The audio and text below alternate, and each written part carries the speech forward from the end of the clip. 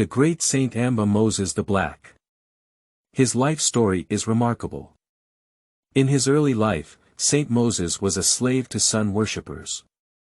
He was a mighty man who loved to eat and drink excessively. He killed, robbed and committed all sorts of evil. No one could stand before him, or challenge him.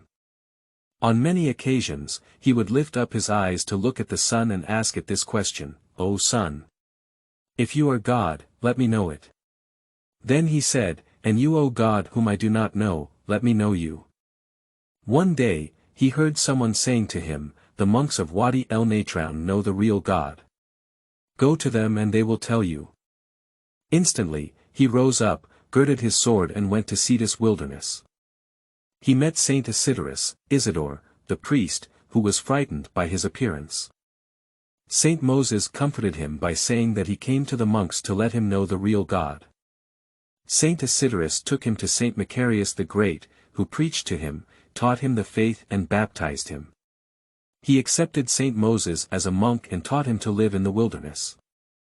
Saint Moses toiled in many worships, and fought a spiritual battle which was greater than that fought by many saints. However, the devil fought him intensively with his old habits of gluttony, drinking, and fornication. He informed Saint Isidore about everything he encountered in his fight with the enemy. He comforted him and taught him how to overcome the devil's snares. It was told about him, that when the elders of the monastery slept, he used to go round to their cells, take their water pots and fill them with water, which he brought from a well far from the monastery.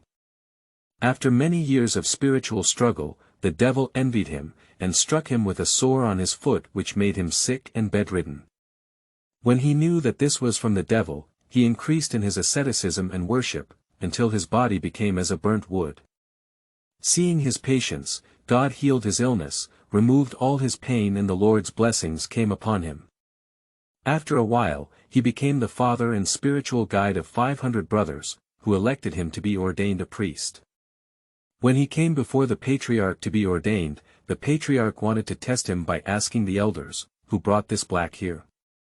Cast him out." He obeyed, and left saying to himself, "It is good what they have done to you, O black person." The patriarch, however, called him back and ordained him a priest, and said to him, "Moses, now all of you has become white." One day, he went with some elders to Saint Macarius the Great, who said to them, "I see among you one to whom belongs the crown of martyrdom." Saint Moses answered him, "Probably it is me, for it is written, 'For all they that take with the sword, shall perish with the sword.'"